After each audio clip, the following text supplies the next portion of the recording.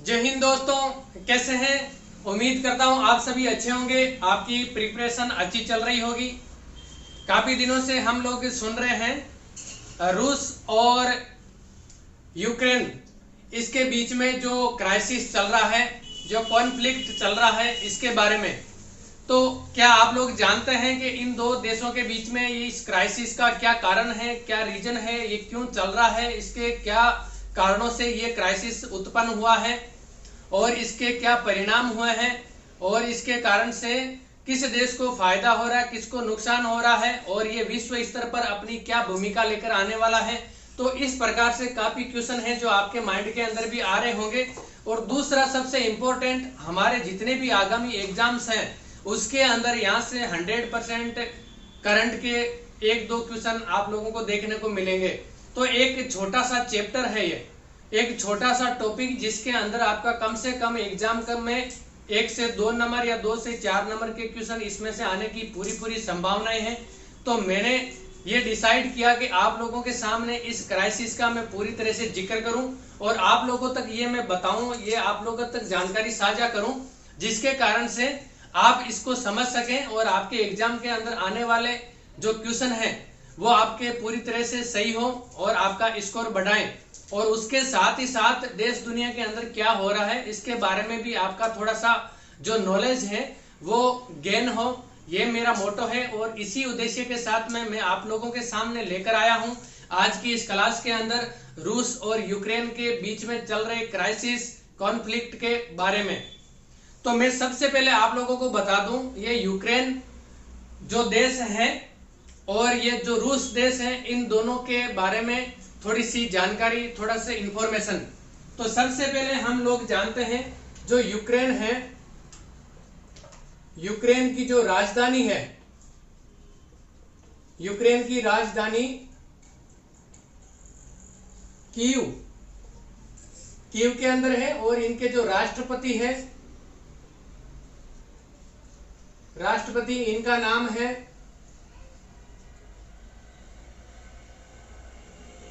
Vladimir Zelensky. क्या नाम है इनका? Vladimir Zelensky.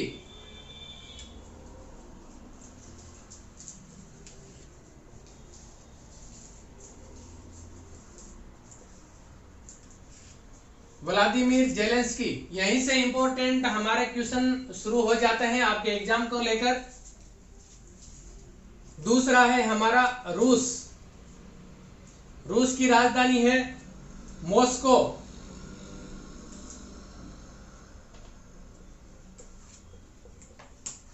रूस की राजधानी कहां है? मॉस्को। और इनके राष्ट्रपति का नाम क्या है? Vladimir Putin.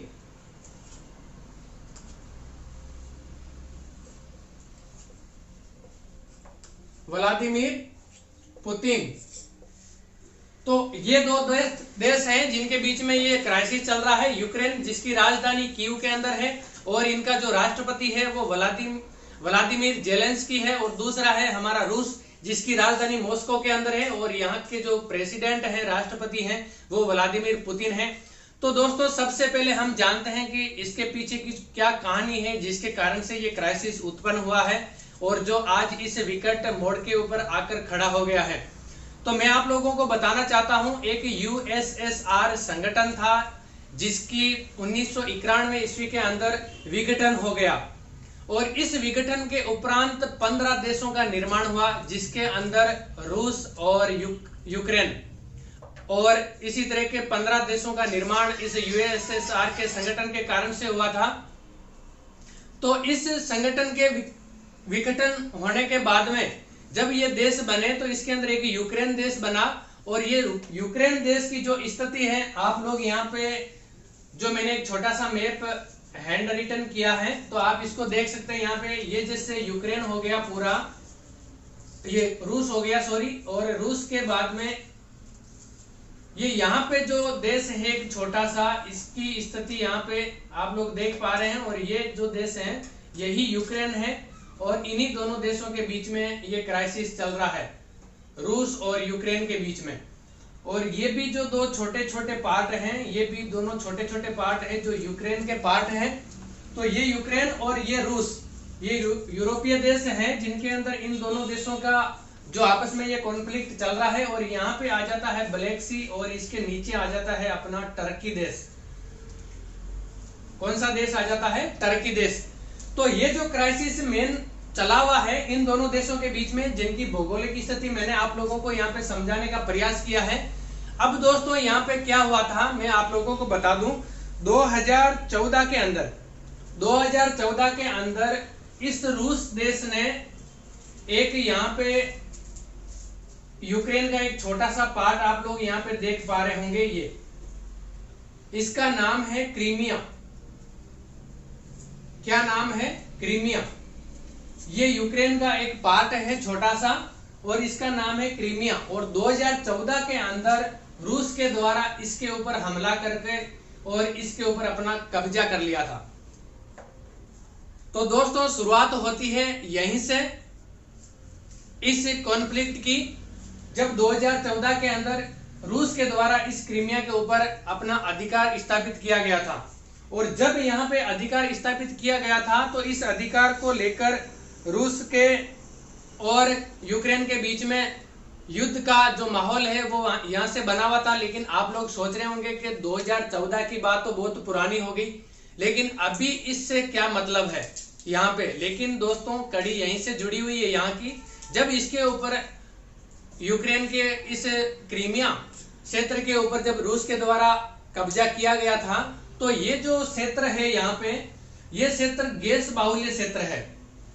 और यहाँ पे अधिकार करने का जो रीजन था, अधिकार करने के पीछे जो कहानी थी, उसके अंदर रूस के मन के अंदर ये बात थी कि ये जो देश है यूक्रेन, इसका झुकाव है जो यूरोपियन संघ के साथ में है। और यहाँ से जो गैस के जितने भी भंडार हैं, जो संसाधन है, यहाँ से गैस का खनन होकर यहाँ से सीधे यूरोपीय देशों के अंदर इसका निर्यात किया जा रहा है। तो रूस चाहता था इस क्षेत्र के ऊपर अपना एकाधिकार, यानी कि ये अपने अंडर कंट्रोल में इसको रखना चाहता था। और दूसरा, जब यूरोपियन जो संघ के जो देश हैं वो भी इसको अपने कंट्रोल के अंदर, अपनी गोद के अंदर रखना चाहते थे। तो यहाँ से ये इस कहानी की शुरुआत होती है। और यहाँ पर इसका कब्जा करने के बाद में अभी कुछ दिनों पहले एक और यूक्रेन के जो देश, ये देश है यूक्रेन, इसका जो पूर्वी क्षेत्र है, ये वाला पूर्वी क्षेत्र जिसको मैं डैश डैश कर रहा हूं, इस क्षेत्र के अंदर या इस रीजन के अंदर दो छोटी छोटी जगह आती है जो डोनास्क और लोनास्क नाम से जानी जाती है। किस नाम से जानी जाती है? यहाँ पे एक ये जगह है यूक्रेन के पूर्वी क्षेत्र के अंदर जिसको डोनास्क, और एक यहाँ पे जो जगह है इसको लोनास्क नाम से जाना जाता था। किस नाम से? लोनास्क।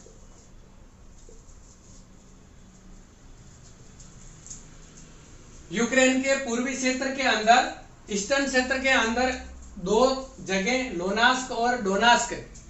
इस क्षेत्र के अंदर ज्यादातर जब इनका विघटन हुआ था 1991 ईस्वी के अंदर यूएसएसआर का, तो उस समय कुछ लोग जो रूस के यानी कि है वो यूक्रेन के ही, लेकिन इस क्षेत्र के अंदर रहते हैं और वो यूक्रेन के अलगाववादी लोग हैं जो कहीं न कहीं रूस के साथ में रहना चाहते थे और रूस के साथ में रहना पसंद करते थे।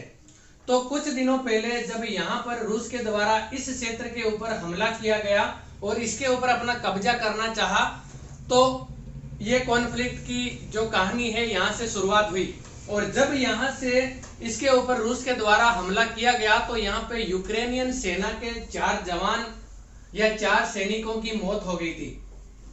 क्या हुआ था? यूक्रेनियन सेना के 4 सैनिक मारे गए थे रूस के इस क्षेत्र के ऊपर हमले से। तो यहाँ से ये जो लड़ाई है, आप लोग सोच रहे होंगे कि ये जो लड़ाई है, इस लड़ाई के अंदर इस क्षेत्र के जो लोग हैं वो इनका विरोध क्यों नहीं कर रहे हैं? तो इनका विरोध नहीं करने का कारण ये है कि ये यूक्रेन के अंदर रह रहे हैं, लेकिन ये रूसी लोग हैं यहाँ पे जो रहने वाले हैं, जब इनका विघटन हुआ था तो इन लोगों के मन में कहीं न कहीं ये बात है कि हम रूस के अंदर शामिल हो जाएं। तो यहाँ पे जो लड़ाई है वो इस क्षेत्र के अंदर रहने वाले यूक्रेनियन अलगाववादी लोगों और यूक्रेन की जो सेना है इनके बीच में है। और इसके कारण से जो रूसी सेना है यहाँ पर अपना अधिकार जमाना चाहता है, और इस अधिकार जमाने के कारण से यहाँ पे कहीं न कहीं यूक्रेन जो देश है वो नाटो संगठन की तरफ अपना रुख करने की कोशिश कर रहा है।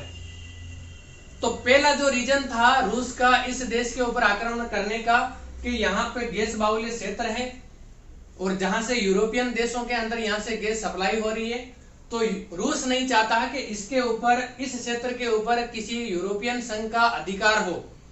और दूसरा, यहाँ पे जो लोग रह रहे हैं इन लोगों का कहीं न कहीं रूस के प्रति झुकाव, रूस के साथ में सम्मिलित होने का जो उनका मन के जो विचार, इनके कारण से ये जो यूक्रेन है, और दूसरा इन सभी क्राइसिस के कारण, इस हमले के कारण, 2014 के हमले के कारण और क्रीमिया पर अपने अधिकार के कारण, और अभी वर्तमान के अंदर डोनास्क और लोनास्क क्षेत्र के ऊपर हमले के कारण जो यूक्रेन है, यूक्रेन का नाटो संगठन की तरफ अपना झुकाव देखने को मिल रहा है। और ये झुकाव जो देखने को नाटो संगठन की तरफ मिल रहा है, तो इसके रूस है जो बिल्कुल विरोध के अंदर है।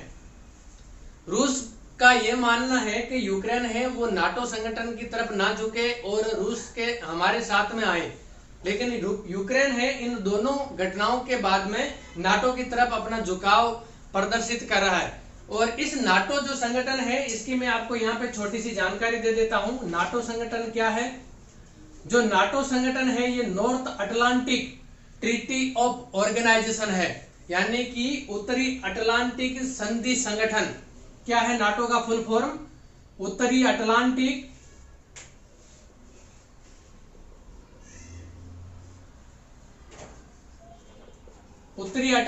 संधि संगठन, और अगर इंग्लिश में आपके आ जाए तो North Atlantic treaty of organization के नाम से इसको जाना जाता है।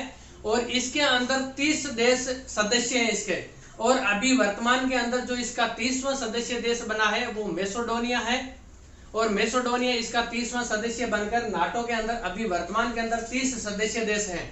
और इन देशों की एक संधि है, और यह द्वितीय विश्व युद्ध के उपरांत इस नाटो संगठन का बनाने की इनके विचार आए थे यूरोपियन देशों के मन के अंदर। और इसका जो मुख्यालय है वो ब्रुसेल्स के अंदर है, जो बेल्जियम के अंदर स्थित है। और इसकी क्या शर्तें हैं, यानी कि अगर किसी भी नाटो देश के सदस्य के ऊपर अगर कोई बाहरी देश के द्वारा हमला अगर किया जाता है तो उस हमले को सीधा सीधा अमेरिका और नाटो देश के सदस्य के ऊपर माना जाएगा। तो इसकी जो नाटो देश के जो मुख्य 4 जो देश हैं बड़े बड़े, जिनके अंदर अमेरिका, ब्रिटेन और फ्रांस और इटली, ये जो देश हैं इसके मुख्य बड़े देश हैं जो इसके अंदर काफी कंट्रीब्यूशन करते हैं। 15%, यानी कि सैन्य संगठन के ऊपर खर्च होने वाला 15% का जो वहन है वो इन 4 देशों के द्वारा किया जाता है, और बाकी जो है वो यूएस अमेरिका के द्वारा 70% का किया जाता है। 70% का जो वहन है सैन्य खर्चों के ऊपर होने वाला इस संगठन के अंदर वो अमेरिका के द्वारा किया जाता है, और 15% है वो इन 4 देशों के द्वारा किया जाता है, जिसके अंदर फ्रांस, इटली, ब्रिटेन, ये जो देश आते हैं इनके द्वारा। तो ये जो देश हैं, ये देश कहीं न कहीं अभी यूक्रेन के साथ में है और रूस का विरोध कर रहे हैं कि रूस इनके साथ में ऐसा ना करे। और अगर ऐसा हुआ तो अमेरिका द्वारा खुली चेतावनी दी गई थी जब बाइडेन ने राष्ट्रपति के रूप में अमेरिका की जब शपथ ली थी, अमेरिकी राष्ट्रपति के रूप में जो बाइडेन ने जब शपथ ली थी तो उन्होंने सबसे पहले सीधा रूस के ऊपर अपना हमला साधा था, और उन्होंने 4 प्रकार से रूस को कटघरे के अंदर खड़ा करने की कोशिश की थी। तो ये वहीं से स्टार्ट हुआ, कहीं न कहीं इस कॉन्फ्लिक्ट का रूप है, जहां पे अमेरिका ने सीधा सीधा यूक्रेन इसको रूस देश को ये चेतावनी दी गई थी कि अगर ईस्टर्न यूक्रेन के ऊपर, यानी कि पूर्वी क्षेत्र जो यूक्रेन का है, इसके ऊपर अगर रूस के द्वारा किसी भी प्रकार का अगर हमला किया गया तो उसके अंजाम है वो बहुत ही रूस को महंगे पड़ेंगे। ये बात है जो बाइडेन के द्वारा जब राष्ट्रपति के रूप में शपथ ली थी तो उस समय उनके द्वारा की गई थी।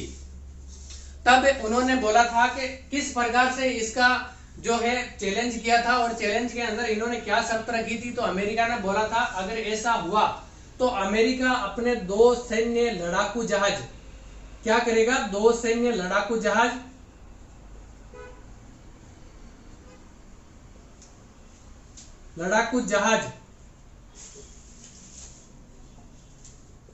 यूएस ने बोला था अगर ऐसा रूस के द्वारा किया गया, यानी कि यूक्रेन का जो ईस्टर्न क्षेत्र है इसके ऊपर रूस के द्वारा अगर हमला किया गया तो इसका परिणाम है वो रूस को इस तरह से भुगतना पड़ेगा कि यूएसए द्वारा 2 सैन्य लड़ाकू विमान है जो ब्लैक सी के अंदर डिप्लॉय किए जाएंगे। तो आप लोग यहाँ पे जो मैंने मैप छोटा सा बनाया है इसमें आप देख पा रहे होंगे ब्लैक सी का क्षेत्र। तो ये ब्लैक सी का क्षेत्र है जो क्रीमिया के नीचे ये जो सी है, ये जो सागर है, इसको ब्लैक सी के नाम से जाना जाता है। इधर रूस का भाग है, ऊपर ये क्रीमिया और यूक्रेन का भाग है, और नीचे इसके टर्की है। तो दोस्तों यहाँ पे मैं आप लोगों को ये बताना चाहूंगा कि ये जो रूस यूएसए के जो 2 लड़ाकू बेड़े के जो जहाज हैं इनको यहाँ ब्लैक सी के अंदर जाने के लिए टर्की से होकर जाना पड़ेगा। कहां से जाना पड़ेगा, टर्की से होकर जाना पड़ेगा। जब टर्की से होके जाना पड़ेगा तो टर्की को रूस के द्वारा पूछा गया कि अगर आपके क्षेत्र से जब अमेरिका के 2 लड़ाकू जहाज ब्लैक सी के अंदर डिप्लॉय होंगे तो क्या उन्होंने आपसे परमिशन ली है। तो टर्की द्वारा ये जवाब दिया गया कि उन्होंने हमसे अभी तक कोई परमिशन नहीं ली गई है, और अगर ऐसा उनके द्वारा किया गया तो 14 दिन पहले हमारे से उनको परमिशन लेने की जरूरत पड़ेगी और परमिशन लेनी पड़ेगी। तो ये जो था मैटर रूस और अमेरिका के सीधे सीधे आपसी कॉन्फ्लिक्ट के कारण से उभरा हुआ एक संकट है, जो अगर इसी तरह से चलता रहा तो पूरे देश के लिए, पूरे विश्व के लिए, जितने भी देश हैं इनके लिए बहुत ही बड़ा संकट उत्पन्न इससे हो सकता है। तो हम सभी ईश्वर से यही दुआ करेंगे कि इस कॉन्फ्लिक्ट को यहीं पे खत्म करके ये जो क्राइसिस चल रहा है इसको यहीं पे खत्म हो जाए, और शांति और अमन की हम यहाँ पे कोशिश करेंगे और दुआ करेंगे। इसके बाद में मैं आप लोगों को बता दूं कि इस जो भी ये क्राइसिस चल रहा है इसके अंदर कम से कम लगभग 13 से 14 हजार तक के जो लोग हैं वो यूक्रेन के सिविलियन, 13 से 14 हजार यूक्रेन के लोगों की मौत हो चुकी है। इसके अंदर अभी तक 13 से 14 हजार यूक्रेन के सिविलियन यानी कि यूक्रेन में रहने वाले लोगों की मौत हो चुकी है अभी तक इस क्राइसिस के अंदर। और इसी के साथ में कम से कम 4200 से लेके 4500 तक यूक्रेनियन सेना के सैनिक शहीद हो चुके हैं।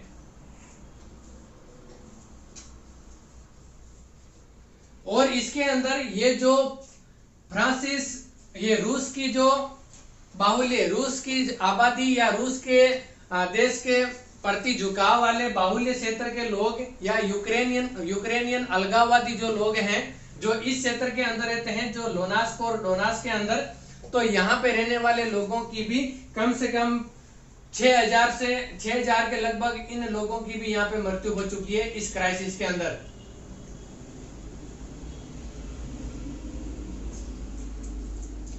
तो ये काफी बहुत ही बड़ा संकट है, और यहाँ पे बहुत निर्दोष लोगों की जाने गई है, और यहाँ पे बहुत ही जान माल की भी हानि हुई है। तो ये था हमारे सामने रूस और यूक्रेन का क्राइसिस, जो मैंने आप लोगों को एक बिल्कुल ही सिंपल शब्दों के अंदर आप लोगों को समझाने का प्रयास किया है। तो मैं उम्मीद करता हूँ आप लोगों को ये समझ में आया होगा। और अगर इस क्राइसिस से संबंधित अगर आपका किसी भी प्रकार का क्वेश्चन अगर एग्जाम के अंदर आया तो मैं उम्मीद करूंगा कि आप लोगों का गलत नहीं होगा, और मैं आपको 100% श्योर हूं इस बात को बोलने के अंदर कि यहाँ से नाटो का देश ले लीजिए आप, नाटो संगठन के बारे में, और रूस और यूक्रेन, इन तीनों से संबंधित किसी भी प्रकार का आप क्वेश्चन समझ लीजिए या ले लीजिए। यहाँ से 3 से 4 क्वेश्चन आपको एग्जाम के अंदर आने वाले आगामी जो एग्जाम है इनके अंदर करंट अफेयर से देखने को मिल जाएगा। और ये काफी इंपॉर्टेंट मुद्दा है जो आप लोगों के नॉलेज के अंदर भी होना चाहिए। और यहाँ से आपको समझकर अपना जो एग्जाम के अंदर आने वाले करंट अफेयर से संबंधित जो क्वेश्चन है वो भी आपके सही होने चाहिए। तो इसी के साथ जय हिंद, जय भारत।